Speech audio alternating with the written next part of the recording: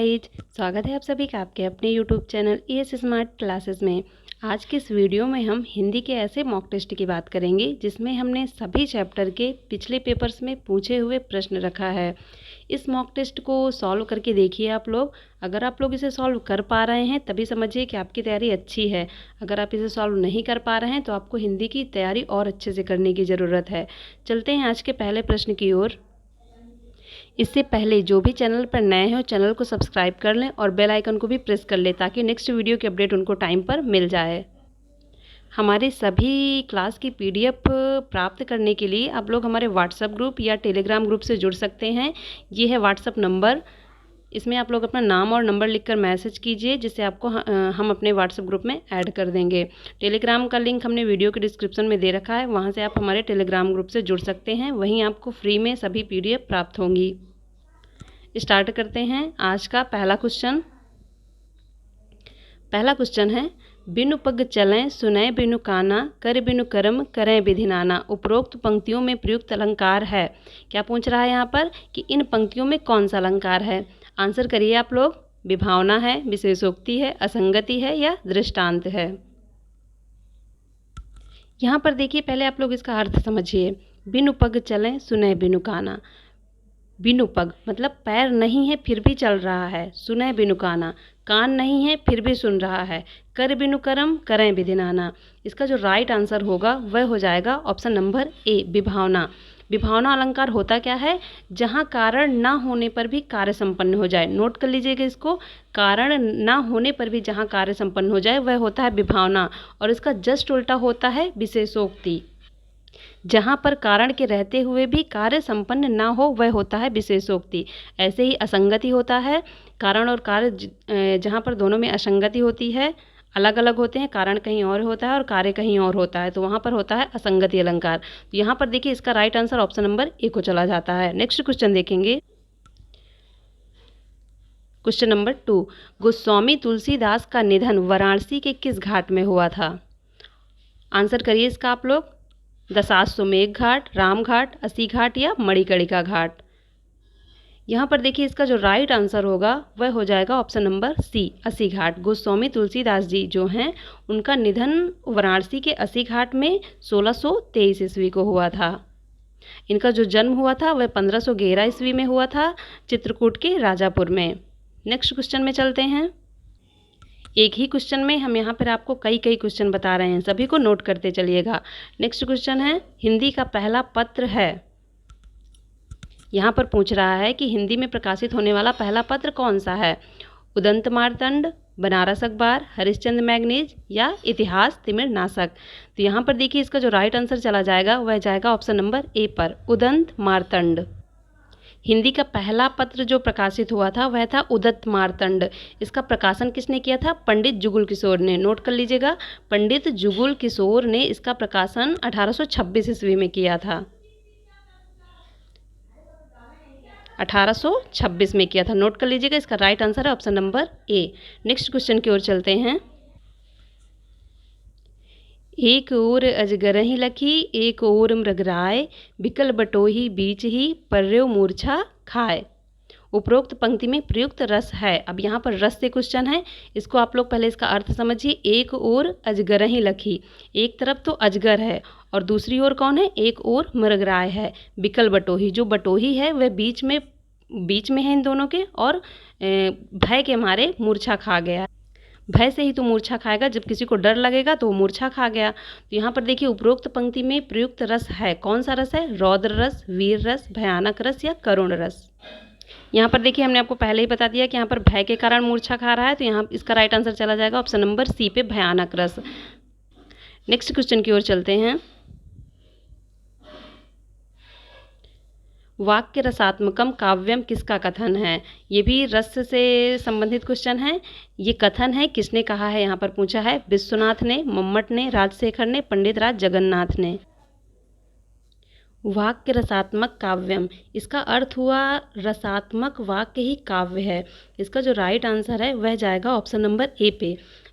वाक्य रसात्मक काव्यम जो कहा था वह कहा था विश्वनाथ ने। नेक्स्ट क्वेश्चन की तरफ चलते हैं। हिंदी किस भाषा परिवार की भाषा है? एकाक्षरी, द्रविड़, बहुरूपी या सेमेटिक? आंसर करिए आप लोग। इसका जो राइट आंसर है वह जाएगा ऑप्शन नंबर सी के साथ। हिंदी भाषा जो है वह बहुरूपी परिवार की भाषा है। भारत में जो हैं वह 4 भाषा परिवार होते हैं। तो यहाँ पर एक तो देखिए बहुरूपी हो गया, और दूसरा द्रविड़ हो जाता है, तीसरा ऑस्ट्रिच है और चौथा चीनी तिब्बती है। तो भारत में 4 भाषा परिवार होते हैं। सबसे ज़्यादा बोलने वाला जो प्रतिशत है वह बहुरूपी परिवार का है। बहुरूपी परिवार की भाषा ज़्यादातर 75% लोग बोलते हैं। इसीलिए हिंदी को जो माना जाता है वह बहुरूपी परिवार की भाषा माना जाता है। नेक्स्ट क्वेश्चन की तरफ चलते हैं। हिंदी का प्रथम महाकाव्य कौन सा है? पद्मावत, पृथ्वीराज रासो, रामचरितमानस या रामचंद्रिका? यहाँ पर देखिए इसका जो राइट आंसर जाएगा वह जाएगा ऑप्शन नंबर बी के साथ। हिंदी का प्रथम महाकाव्य पृथ्वीराज रासो है, जो किसकी रचना है? चंद्रवरदाई की। चंद्रवरदाई की रचना है। नेक्स्ट क्वेश्चन की तरफ चलते हैं। निम्नांकित में योग रूढ़ शब्द बताइए। ऑप्शन नंबर ए है मलयज, बी दिवाकर, सी लंबोदर, डी माधव। आंसर करिए आप लोग। यहाँ पर देखिए पहले आप लोग ये समझ लीजिए कि शब्द के भेद जो बनावट के आधार पर कई आधार पर होते हैं शब्द के भेद। तो यहाँ पर बनावट के आधार पर 3 प्रकार के होते हैं, रूढ़, यौगिक और योग रूढ़। तीसरा प्रकार है योग रूढ़। योग रूढ़ वो होते हैं जो अपना सामान्य अर्थ छोड़कर विशेष अर्थ धारण करते हैं। जैसे यहाँ पर हम ले लेंगे ऑप्शन नंबर सी को, लंबोदर। लंबा है उदर जिसका, अर्थात गणेश जी। बाकी के जो 3 हैं मलयज, दिवाकर, माधव, ये विशेष अर्थ धारण नहीं करते। लंबोदर जो है ये एक अलग अर्थ धारण करता है। इसका हो जाएगा लंबा है उदर जिसका, अर्थात गणेश जी। तो यहाँ पे इसका राइट आंसर चला जाएगा ऑप्शन नंबर सी के साथ। नेक्स्ट क्वेश्चन देखेंगे। पल पल में कौन सा समास होगा? जब भी कोई शब्द 2 बार रिपीट हो और उनके बीच में योजक चिन्ह हो तो वहाँ पर कौन सा समास होता है? आंसर करिए। अव्ययीभाव समास, बहुब्रीहि समास, तत्पुरुष समास, द्वंद्व समास। इसका जो राइट आंसर होगा वह चला जाएगा ऑप्शन नंबर ए के साथ। जब भी एक ही शब्द 2 बार हो और उनके बीच में योजक हो तो वहाँ पर अव्ययीभाव समास होता है। द्वंद्व समास कभी भी मत लगाइएगा। जैसे पल पल, रात रात, दिन दिन, इन सभी में अव्ययीभाव समास होगा। नेक्स्ट क्वेश्चन देखते हैं। चूहा बिल से बाहर निकला में कौन सा कारक है? संप्रदान कारक, अपादान कारक, करण कारक, संबंध कारक? बताइए कौन सा कारक होगा इसमें? यहाँ पर देखिए चूहा बिल से बाहर निकला। चूहा बिल से बाहर निकलेगा मतलब चूहा बिल से अलग हो रहा है, और अलग होने के अर्थ में कौन सा कारक होता है? इसका जो राइट आंसर चला जाएगा वह हो जाएगा ऑप्शन नंबर बी। अलग होने के अर्थ में अपादान कारक होता है। नेक्स्ट क्वेश्चन देखेंगे।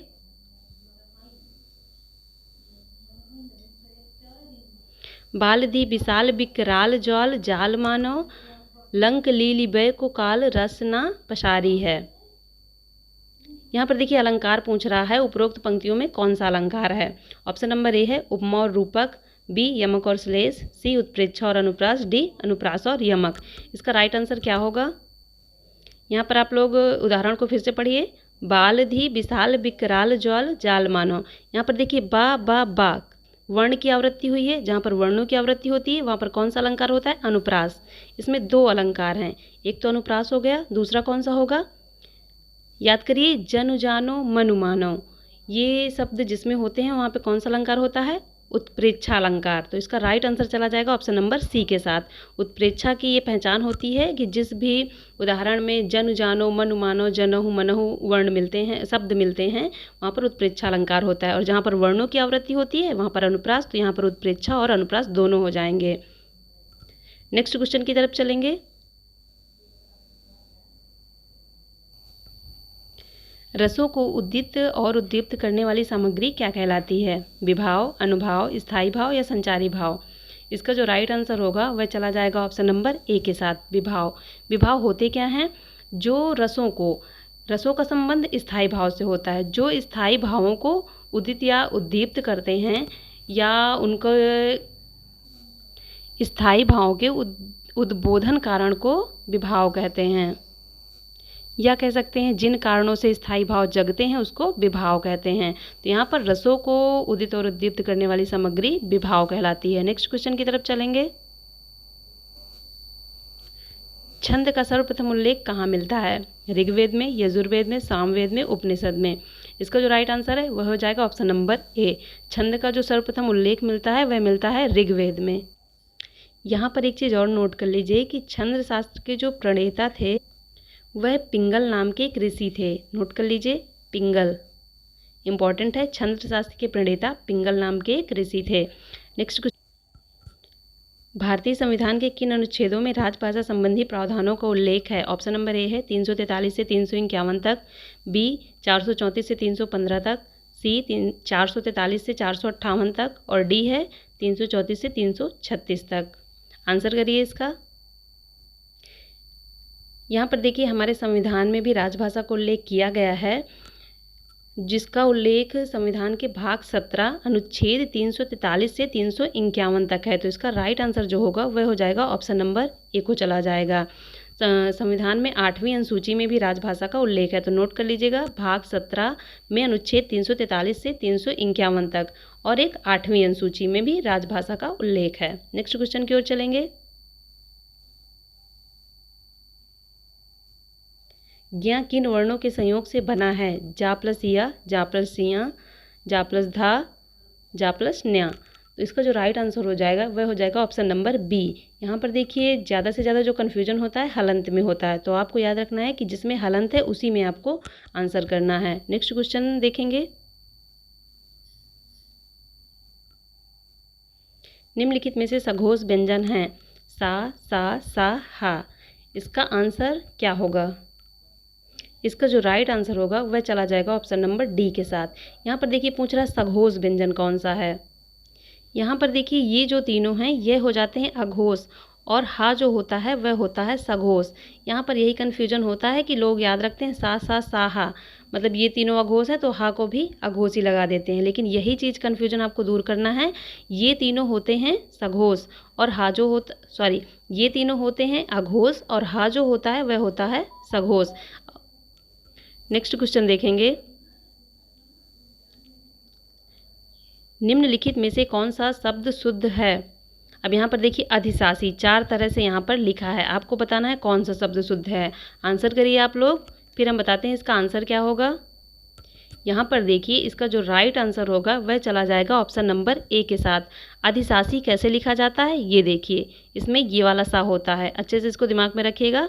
अधिशासी कैसे लिखा जाता है, तो ऑप्शन नंबर ए इसका राइट हो जाएगा। ब्रह्मास्त्र का सही संधि विच्छेद होगा, क्या होगा? ब्रह्मधन अस्त्र, ब्रह्माधन अस्त्र, ब्रह्मधन अस्त्र, बम्भधन अस्त्र या ब्रह्मधन अस्त्र। इसका राइट आंसर क्या होगा? इसका राइट आंसर हो जाएगा ऑप्शन नंबर ए, ब्रह्मधन अस्त्र। यहाँ पर देखिए आ और आ मिलकर दीर्घ आ हो जाता है, ब्रह्मास्त्र। नेक्स्ट, एक मुंह दो बात मुहावरे का अर्थ है। यहाँ पर देखिए मुहावरा पूछ रहा है, एक मुंह दो बात। अत्यधिक बातें करना, बहुत कम बोलना, अपनी बात से पलट जाना या बात बनाना। इसका राइट आंसर हो जाएगा जो वह चला जाएगा ऑप्शन नंबर सी के साथ, अपनी बात से पलट जाना। एक मुंह है दो बातें करना, मतलब आप किसी जगह कुछ और बोल रहे हो और दूसरी जगह कुछ और बोल रहे हो, अपनी बात से आप पलट रहे हो। तो राइट आंसर चला जाएगा ऑप्शन नंबर सी के साथ। नेक्स्ट क्वेश्चन देखेंगे। कृत प्रत्यय किन शब्दों के साथ जुड़ते हैं? प्रत्यय के 2 भाग होते हैं, कृत प्रत्यय और तद्धित प्रत्यय। तो यहाँ पर पूछ रहा है कृत प्रत्यय किन शब्दों के साथ जुड़ते हैं? क्रिया के साथ, संज्ञा के साथ, सर्वनाम के साथ, विशेषण के साथ। इसका जो राइट आंसर होगा वह हो जाएगा ऑप्शन नंबर ए। वह प्रत्यय जो क्रिया के मूल रूप या कह सकते हैं धातु में जोड़े जाते हैं वह कृत प्रत्यय होते हैं। और तद्धित प्रत्यय क्या होते हैं? जो संज्ञा, सर्वनाम, विशेषण, वाव्य से जुड़ते हैं वह तद्धित प्रत्यय कहलाते हैं। तो क्रिया से कौन सा जुड़ता है? कृत प्रत्यय। तो राइट आंसर हो जाएगा option number A. Next question देखेंगे।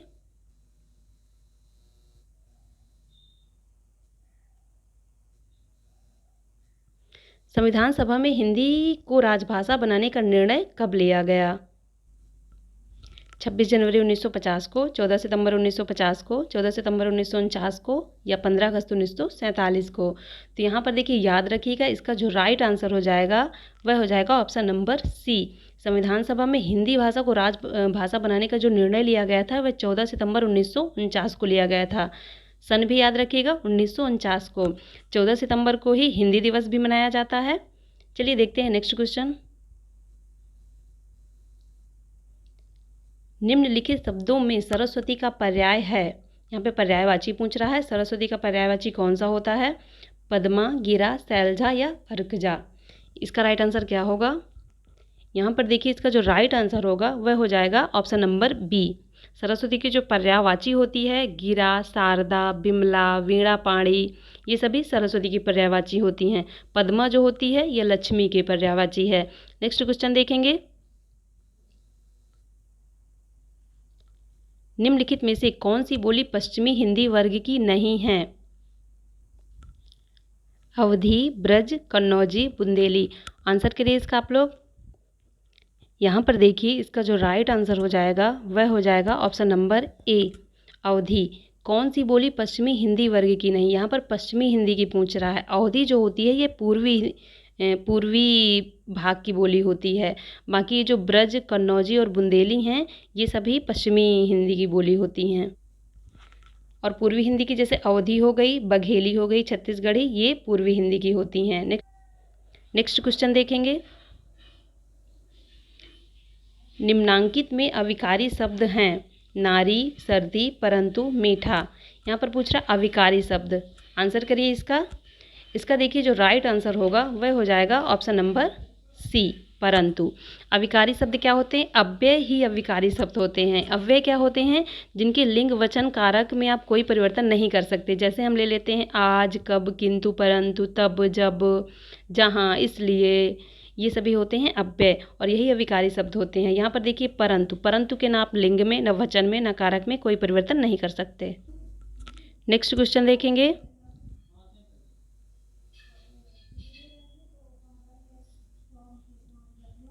हिंदी साहित्य के इतिहास के संबंध में modern vernacular literature of Hindustan किसने लिखा है? बहुत ही इंपॉर्टेंट, मोस्ट इंपॉर्टेंट क्वेश्चन है, कई बार पेपर में पूछा जा चुका है। ऑप्शन नंबर ए है जॉर्ज अब्राहम गियर्सन ने, सुमित कुमार चटर्जी, गारसा दत्तासी, धीरेन्द्र वर्मा। आंसर करिए इसका आप लोग। यहाँ पर देखिए इसका जो राइट आंसर होगा वह जाएगा ऑप्शन नंबर ए के साथ। हिंदी साहित्य के इतिहास के संबंध में modern vernacular literature of Hindustan जो लिखा है वो लिखा है जॉर्ज अब्राहम ग्रियर्सन ने। बहुत ही इंपॉर्टेंट क्वेश्चन है, अच्छे से इसको ध्यान लगा के याद रखिएगा। आज का जो मॉक टेस्ट है यहीं से समाप्त होता है। वीडियो पसंद आया हो तो वीडियो को लाइक कर दें और ज़्यादा से ज़्यादा शेयर कर दें।